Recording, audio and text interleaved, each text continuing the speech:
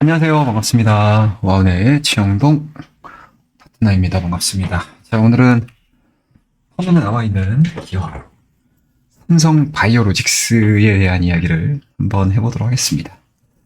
컨텐츠를 통해서 삼성 바이오로직스를 간간히 이야기를 좀 하긴 했었는데, 시장에서 예상하는 거, 그리고 저 역시도 삼성 바이오로직스 정도면 괜찮은데? 라는 생각들을 상당히 좀 많이 말씀을 좀 드렸던 기업인데, 역시나 시장의 기대를 깨지 않고 현재까지 좋은 흐름들을 보여주고 있습니다. 그래서 한번 실적을 발표를 할 때 한 번쯤 좀 짚고 넘어갔었어야 되는데 차일피일 좀 미루다 보니까 이제 삼성바이오로직스를 좀 업데이트를 하는데 시작을 한번 해보도록 하겠습니다. 이제 오늘 얘기를 해드릴 내용들은 일단은 실적 한번 짚고 넘어갈 거고요. 그다음에 삼성바이오로직스 같은 경우는 컨퍼런스 콜도 굉장히 중요합니다.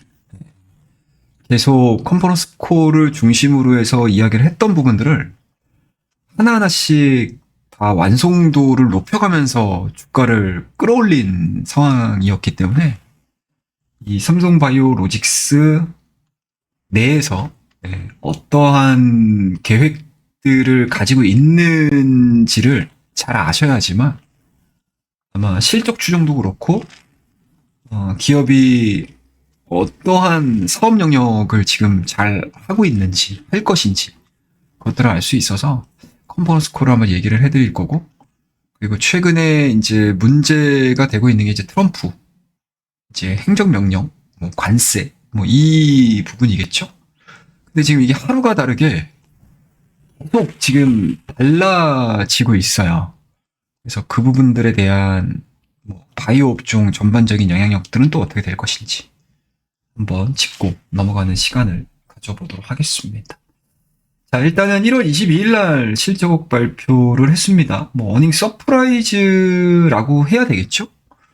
매출액은 4분기 기준 1조 2천억 정도가 나왔고, 예상치는 한 1조 2천억 정도인데 발표치는 1조 2,500억이 나왔습니다. 그 영업이익 같은 경우가 상당히 잘 나왔죠. 시장에서에 대한 전체적인 증권사 평균의 예상치가 2,800 정도인데 거의 대부분의 증권사 예상치 대비해서 한 10% 이상 증익이 된 것 같아요. 발표치는 3,200. 그 다음에 순이익도 마찬가지로 3,200가량이 나왔습니다. 일단 이렇게까지 좋은 실적을 발표를 하는 데 있어서 가장 큰 버팀목 역할을 해줬던 부분들은 이제 1, 2, 3공장의 풀가동이 이어졌고요. 그리고 4공장도 역시 매출 기여도가 좀 높아지면서 4분기 실적을 견인을 했다라고 보면 되고요. 그리고 4공장 초기 가동 제품의 매출 반영이 이루어지면서 바이오로직스의 이익률은 좀 하락을 했는데, 이게 원료 구입, 그 다음에 이제 제품 매출 발생 시점 간의 환율 차이가 좀 난 상황이어서 예상보다는 좀 감소를 했다라고 분석을 하고 있습니다. 그에 따라서 굉장히 좀 놀라운 실적을 계속 이어가고 있는 상황들이라 2024년도 한 해는 역시 삼성바이오로직스가 장사를 잘했구나. 그리고 주주분들 입장에서도 상당히 조금 고무적으로 해석을 해볼 수 있을 만큼의 실적들을 만들어준 상황들이기 때문에 2025년도도 아마 이 삼성바이오로직스를 보유하고 계시는 분들, 그리고 제약바이오 종목군들을 그렇게 선호하지는 않지만 CDMO 안정적인 사업 모델을 가지고 있는데 그 중에서는 뭐가 있을까? 삼성바이오로직스? 이런 쪽으로 괜찮다라고 생각하시는 분들 입장에서는 아마 제약바이오 내에서 좀 범위를 넓게 봤었을 때 삼성바이오로직스가 투자 후보로서 1순위 기업이지 않을까라고 생각을 하고 있습니다. 자, 그럼 이제 컨퍼런스 콜에 대한 이야기를 좀 해볼 텐데, 확실히 삼성바이오로직스는 기본적으로 투자는 계속해요. 예, 그러니까 투자가 보여주는 스토리들이 너무 좋다라고 보시면 좋을 것 같습니다. 그러니까 이게 선순환 구조가 진행이 되는 거거든요. 성장하는 기업들의 가장 뭐라고 해야 될까? 가장 이상적인 모델을 보여주고 있는 게 저는 삼성바이오로직스라고 보고 있어요. 육공장 착공 계획이 어떻게 되냐? 네, 물어봤더니 육공장의 최종 검토 단계에 있다라고 얘기를 하고 있고요. 향후 이사회 결정 후에 발표를 할 예정입니다라고 얘기를 했습니다. 컨퍼런스 콜을 통해서. 그래서 5공장 설계 기반으로 한 쿠키컷 방식을 기본으로 하되 공간 효율성 극대화를 위해 비용을 좀 통제를 하고 절감을 하고 생산 효율성을 올릴 수 있을 것으로 제조 공정 전반의 디지털화, 자동화 도입, 인건비 절감이라든지 품질 향상이라든지 이런 것들을 다 같이 두 마리의 토끼를 잡을 수 있는 육공장의 건설 계획도 이번 컨퍼런스 콜에서 얘기를 했고요.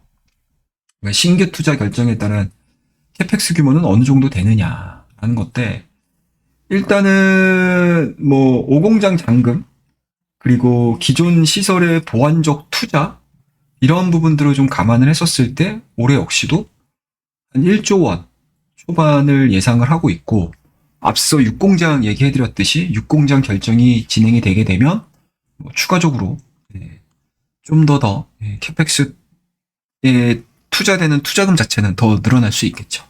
그러니까 그만큼 매출액과 영업이익을 올리기 위한 그리고 시장의 선도 기업으로서의 입지를 견고히 하기 위한 캐펙스 투자 자체는 계속 늘어나고 있다라는 거죠. 그러니까 이게 성장하는 기업들의 이 선순환 구조를 저는 가장 잘 보여주고 있는 회사가 이 삼성바이오로직스라고 저는 생각을 하고 있습니다. 그렇게 좀 보시면 될 것 같고 그리고 이제 이 컨퍼런스 콜에서 좀 주목할 만한 부분이 어떤 부분이었냐면 어찌됐든 지금은 기존의 정부가 아니잖아요.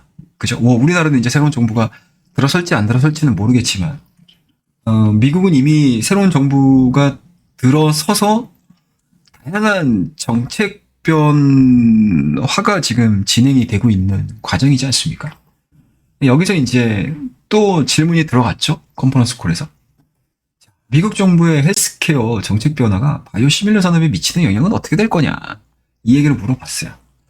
삼성 바이오로직스의 관계자가 나와서 했던 내용들을 좀 보시게 되면 일단은 약가 인하를 위한 법안을 의회에 제출하면서 바이오 시밀러에게 굉장히 우호적인 정책이고 정부라고 평가를 내렸습니다.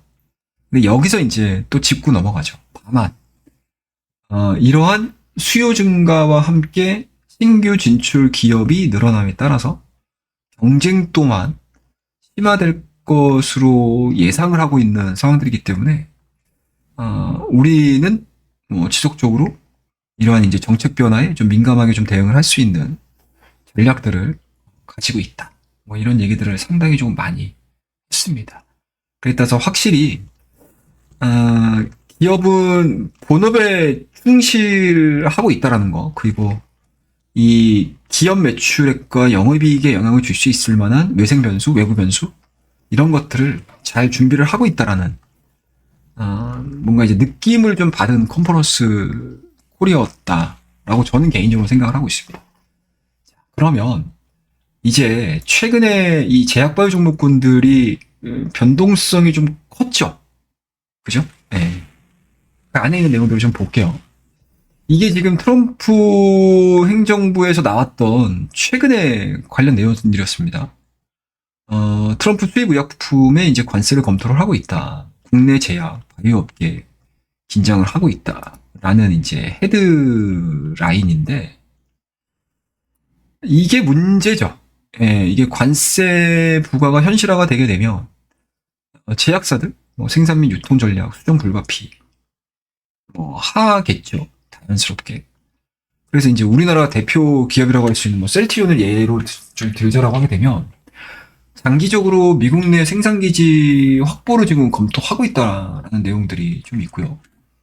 그리고 현재 뭐 판매 중인 제품에 2025년도 3분기까지 재고를 충분히 확보해서 단기적 영향을 좀 최소화할 계획이다. 뭐 이런 얘기까지 하고 있는 상황들입니다.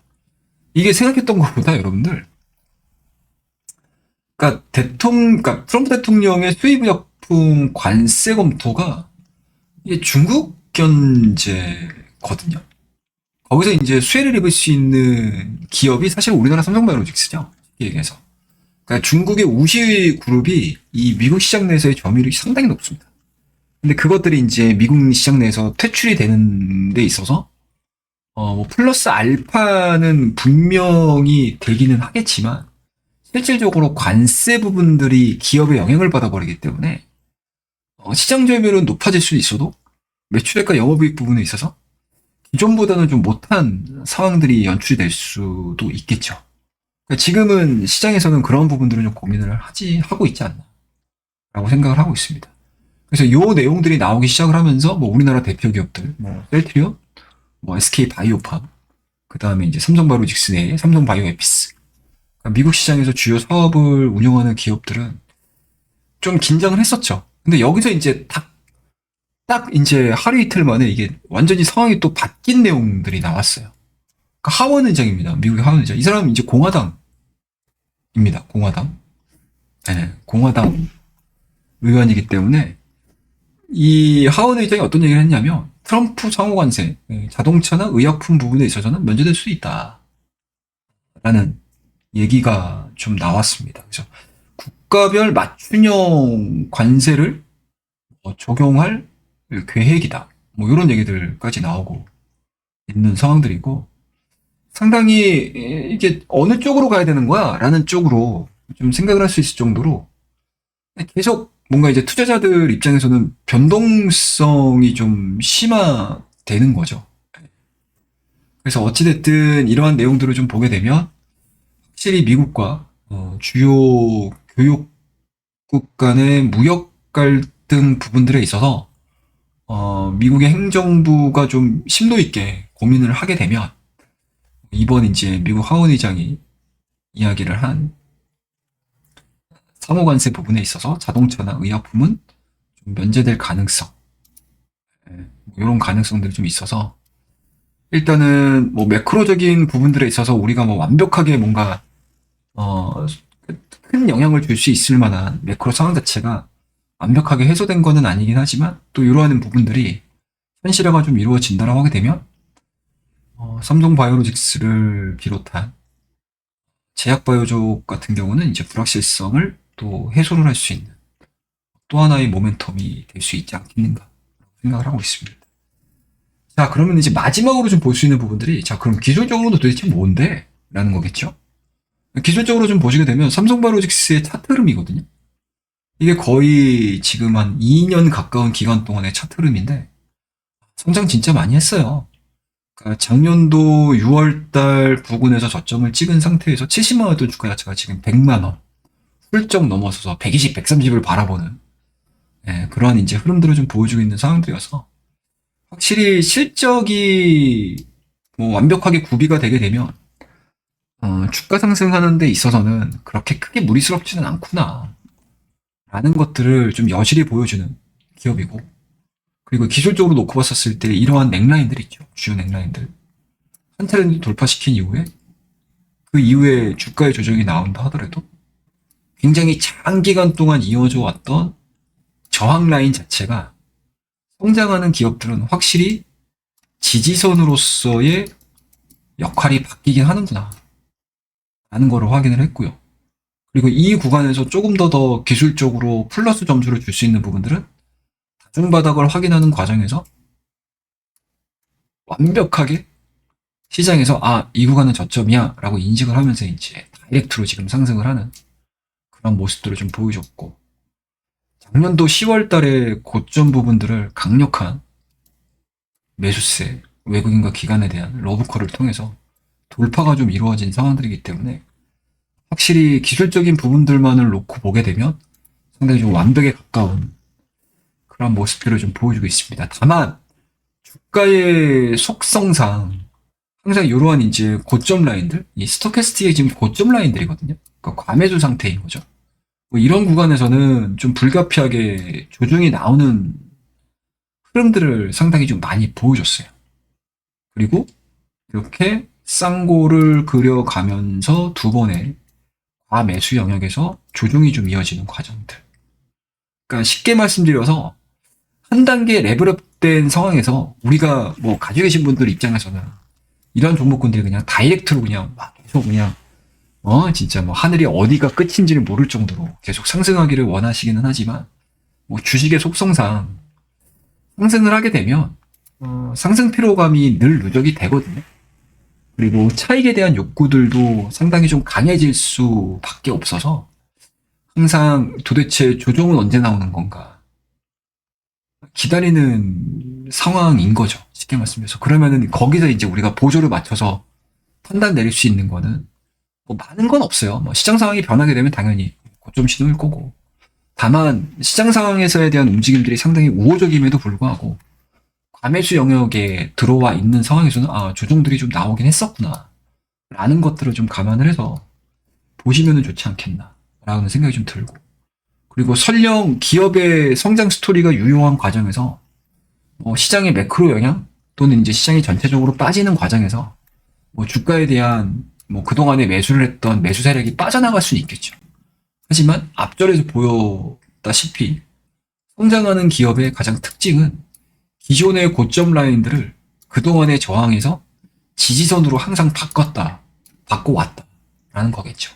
그럼 이번에도 마찬가지로 주가에 대한 상승 탄력도가 이어지는 과정에서 조정이 나왔을 때 직전 고점 그리고 이러한 고점 자체를 돌파를 시켰던 이러한 라인들이 지지선으로서의 성격이 바뀌는지 여부들을 잘 체크를 하시게 되면 상당히 조금 재미있는 제약바이오 종목군들이 사실은 공부하기가 진짜 어려운 섹터라고 저는 봐요.